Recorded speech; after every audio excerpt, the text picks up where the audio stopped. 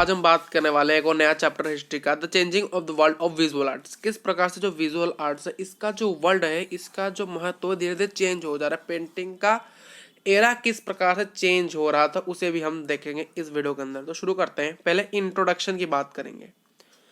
लेकिन जब जब कॉलोनियल रूल्स आया था, कॉलोनियल रूल्स आने के कारण हमारे इंडियन आर्टिस्ट ने बहुत सारे उनके चीज़ों को क्या किया, उनके बहुत सारे चीज़ों को अडॉप्ट कर लिया था। जैसे कि उनके स्टाइल्स हो गए, उनके मटेरियल्स हो गए, उनके टेक्निक्स भी हो गए, और जिसकी वजह से वो अपने लोकल पैट्रोन और मार्केट में बहुत ही अपने पॉपुलर सर्कल्स के अंदर क्या हो गए, फेमस हो गए।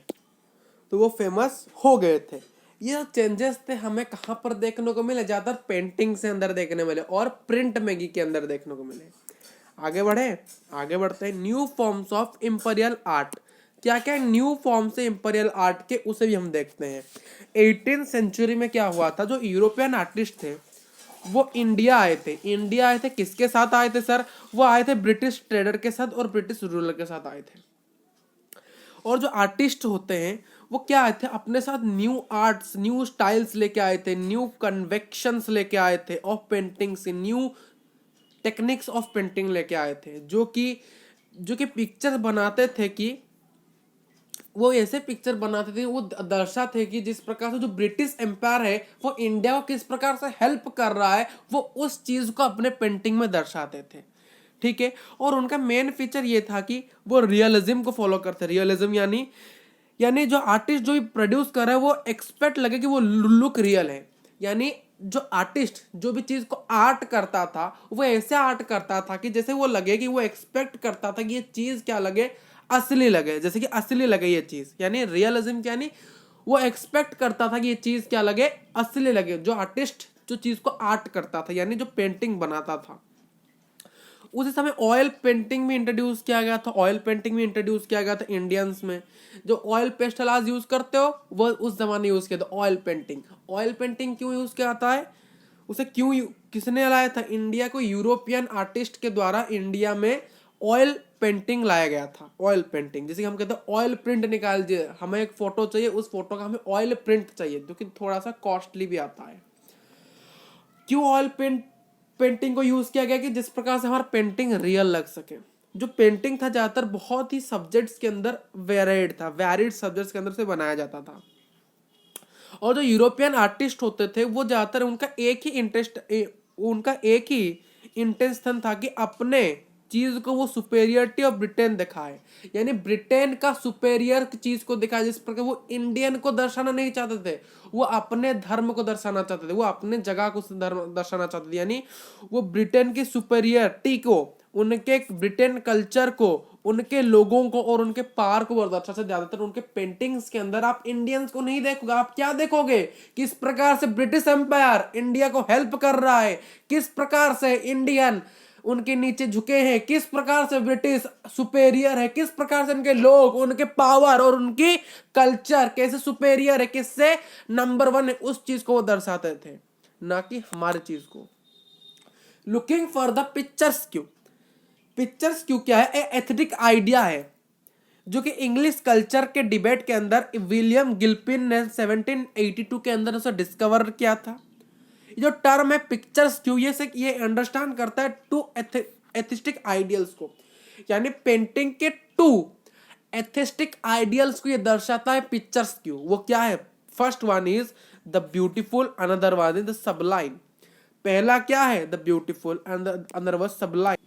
वो 2 एस्थेटिक्स आइडिया क्या है? पहला है ब्यूटीफुल, दूसरा है सबलाइन। ब्यूटीफुल यानी सुंदर होता है, और पेंटिंग क्या होता है? सुंदर होता है, सौंदर्य होता है, और सबलाइन यानी ग्रेट होता है। यानी उनका जो पेंटिंग था, वो जो पिक्चर्स क्यों था, ये जो टर्म था, एक 2 एस्थेटिक आइडियल्स के रिलेशन को दिखाता। पहला ब्यूटीफुल यानी सुंदर, दूसरा है सबलाइन यानी क्या होता है? ग्रेट। ठीक है, फिर आगे बढ़ते हैं। Pictures Q landscape painting was the one of the most popular imperial tradition. Landscape क्या है? लैंडस्केप यानी जो भी पेंटिंग आप देखते तो कुछ इस प्रकार का था, 16:9 के फॉर्म में। आप ये वीडियो देख रहे हैं, वीडियो का फॉर्मेट क्या है? 16:9। 16:9। अगर आपका वीडियो का फॉर्मेट 3:4 है, यानी आप जो यूट्यूब शॉर्ट्स देखते हो तो वो एक प्रकार का पोर्ट्रेट होता है, और आप जब वीडियो देखते हो, यानी अभी जो वीडियो आपका स्क्रीन में चल रहा है वो क्या है, 16:9 के फॉर्म में है, और ये क्या है, लैंडस्केप है। और उस जमाने ये बहुत ही पुराना ट्रेडिशन था, ये एक बहुत ही पॉपुलर पुराना ट्रेडिशन पेंटिंग है, कौन, पिक्चर्स क्यों, लैंडस्केप।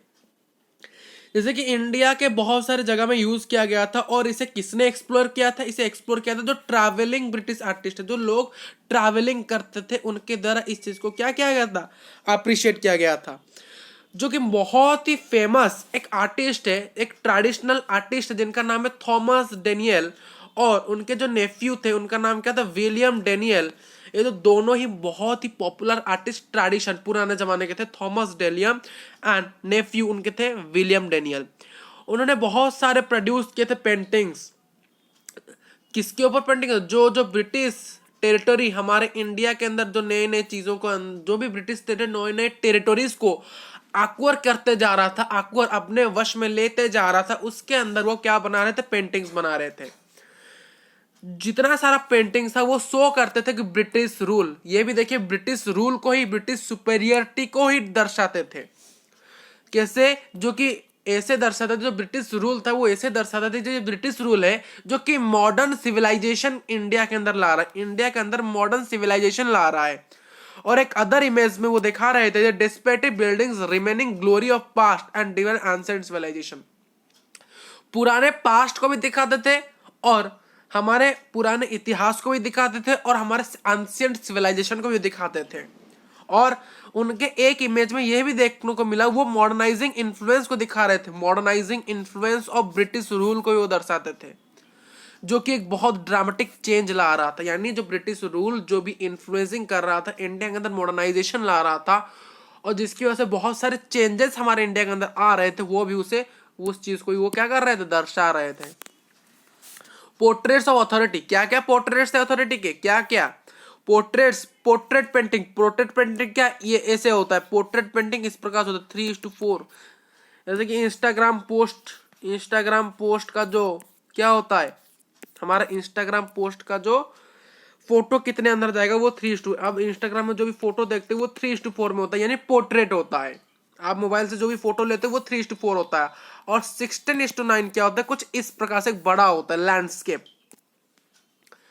और जो पोर्ट्रेट पेंटिंग था ये भी बहुत ही एक ट्रेडिशनल पॉपुलर आर्ट था, जो कि धीरे धीरे कॉलोनियल इंडिया में पॉपुलर होते गया।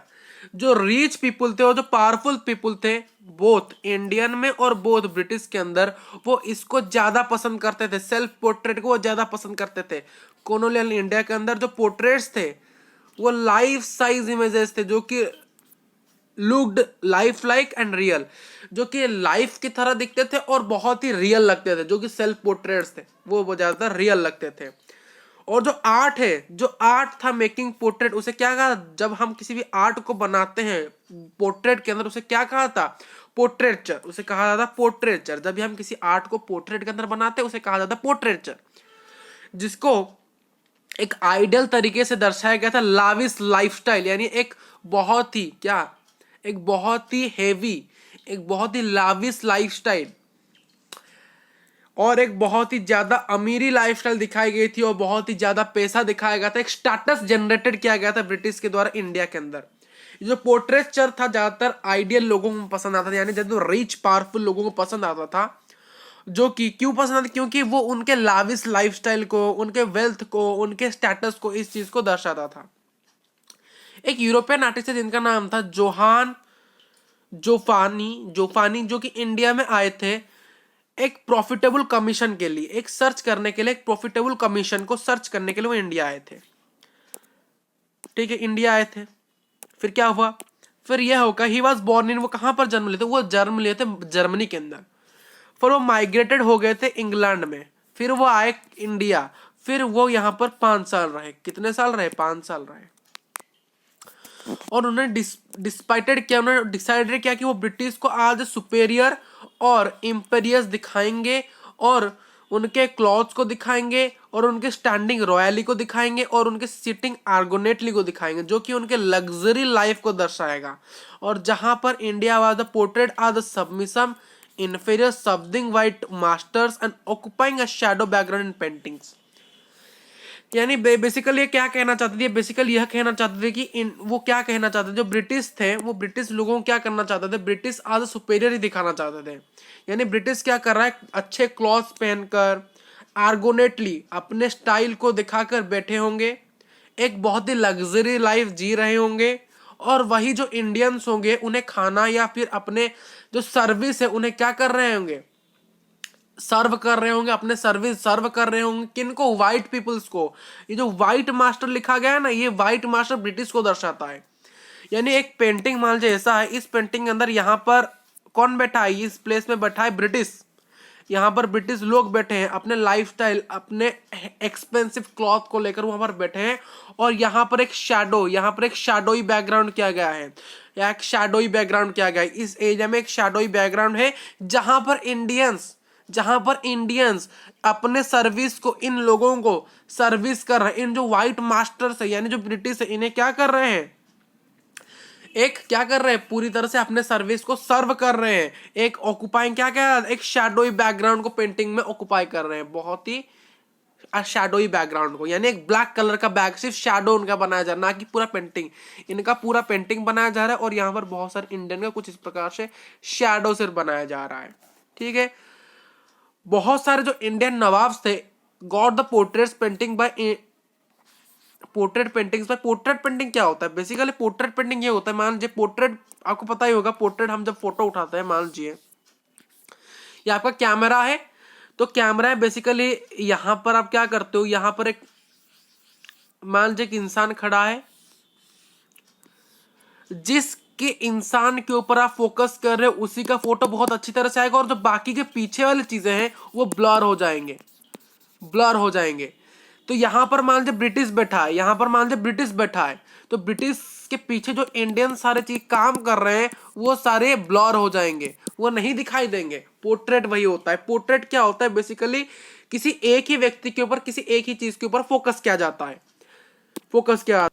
तो ये फोटो आप देख सकते हो, जहां पर आप देख सकते हो यह है कि ये जो फोटो है ये एक प्रकार का क्या है, एक पोर्ट्रेट फोटो है। किस प्रकार का फोटो है, एक पोर्ट्रेट फोटो। देखिए यहाँ पर जो पर्सन है इसका ही फोटो पूरा क्लियर से दिखाई दे रहा है। कैसे दिखाई दे रहा है, क्लियर दिखाई दे रहा है।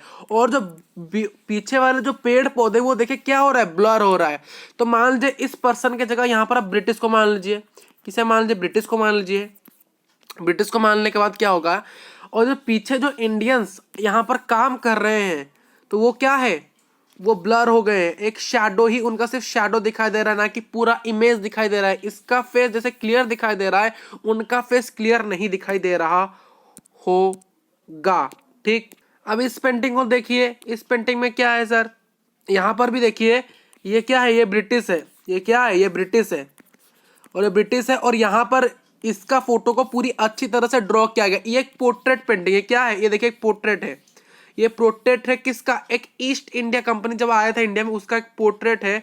और इस पोर्ट्रेट में आप अच्छी तरह से देख सकते हो कि जो ब्रिटिश है उसे अच्छी तरह से दिखाया जा रहा है, और यहाँ पर इंडियंस उसे क्या कर रहे हैं, सर्व कर रहे हैं। एक शैडो, यहाँ पर उनके अच्छी तरह से पेंटिंग नहीं की गई है, एक शैडो, उनकी सिर्फ शैडो ही बना दी गई है, इसे बहुत ही अच्छी तरह से दिखाई जा रही है। अब एक और फोटो देखते हैं हम, क्या फोटो देखते हैं, एक और। अब इस फोटो को देखिए, इस फोटो के अंदर देखिए इसको क्या है, इसको आज क्या दिखाया जा रहा है, इसको क्या दिखाया जा रहा है, मेन पॉइंट ऑफ फोकस दिखाया जा रहा है, यानी centre of focus, centre of attraction, यानी सेंटर ऑफ फोकस इसे दिखाया जा रहा है। आज फोकस इसे दिखाया जा रहा है।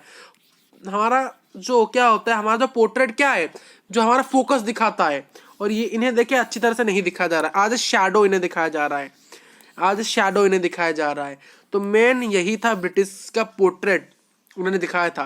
अगर आप पोर्ट्रेट आपके कैमरा में भी जाके देख सकते हो, पोर्ट्रेट में आप अगर सेल्फी लेते हो तो आपका फेस बहुत अच्छी तरह से दिखाई देता है, बाकी बैकग्राउंड ब्लर हो जाते हैं। उसी प्रकार यहाँ पर ये सारे जो इंडियंस इनके साइड में खड़े, ये क्या हो जा रहे हैं, ब्लर हो जा रहे हैं, और ये बहुत अच्छी तरह से अपने आप को देख सकते हैं। और ये आज सेंटर ऑफ फोकस है, यहाँ पर इनके ऊपर फोकस किया गया है पेंटिंग बनाने के लिए। आप लोग आपके कैमरा में आकर देख सकते हैं कि ये जो दिखाई दे रहा है आपको फिगर, इस फिगर में देखिए हमने पॉइंट आउट इसके बीच वाले एरिया में सिर्फ किया है, इस बीच वाले एरिया में सिर्फ किया है, और इस बीच वाले एरिया को छोड़कर और जो इस बीच वाले एरिया को ही हमें क्या अच्छी तरह से दिखाया जा रहा है। ये आपका पोर्ट्रेट देखिए यहाँ पर है, पोर्ट्रेट, फोटो, वीडियो, ये ऑप्शंस है। और सिर्फ पोर्ट्रेट यानी इसी जिस पॉइंट में आप फोकस करोगे वही पॉइंट अच्छी तरह से दिखाई देगा, ना कि अदर चीजें। देखिए ये सारी चीजें क्या हो जा रही है, ब्लर हो जा रही है, क्या हो जा रही है, ब्लर। तो इसी प्रकार ये जो सेंटर ऑफ अट्रैक्शन ये है, जो पॉइंट है जहां पर पॉइंट दिखाया जा रहा है, यहाँ पर कौन है, ब्रिटिश है, यहाँ पर कौन है, ब्रिटिश है, और इन सारे ब्लर एरियाज में इंडियंस है, ब्लर एरियाज में इंडियंस है। तो देखिए ये पोर्ट्रेट वाला एक ऑप्शन आपके कैमरा के अंदर भी है। ठीक है, क्लियर है। तो फिर क्या होता है, बहुत सारे इंडियंस नवाब थे, बहुत सारे पेंटिंग पोर्ट्रेट्स में बनाते हैं अपने लिए यूरोपियन पेंटर्स के द्वारा। जो नवाब मोहम्मद अली खान थे, जो कि एक अरकोट कमीशन थे 2 यूरोपियन आर्टिस्ट के। ये एक अरकोट कमीशन थे, 2 यूरोपियन आर्टिस्ट को इन्होंने कमीशन दिया था पहले, टीली केटी और जॉर्ज विल्सन, जिन्होंने पेंट किया था पोर्ट्रेट को, और इन्हें गिफ्ट दिया था, gifted this paintings to king of England, to director of East India. यानी जो नवाब अली मोहम्मद के द्वारा एक जो डायरेक्टर थे हमारे, एक कौन थे, एक नवाब अली मोहम्मद एक अखरोट पर कमीशन थे, जिन्होंने कमीशन दिया था यूरोपियन आर्टिस्ट को। किसे, 2 आर्टिस्ट को दिया था, टीली केटली और एक जॉर्ज विलिसन, जिन्होंने पोर्ट्रेट बनाया था और उसे गिफ्ट दिया था, किसे, किंग ऑफ इंग्लैंड को गिफ्ट दिया था, और director of East India company को दिया था। ईस्ट इंडिया कंपनी जो डायरेक्टर थे उन्हें, और जो इंग्लैंड के किंग थे उस समय उन्हें दिया था। और बट इसके इन्हें कमीशन कौन दिया था, नवाब अली मोहम्मद ने दिया था। नोट्स डिस्कशन बॉक्स में है। Thank you for watching this video, bye bye.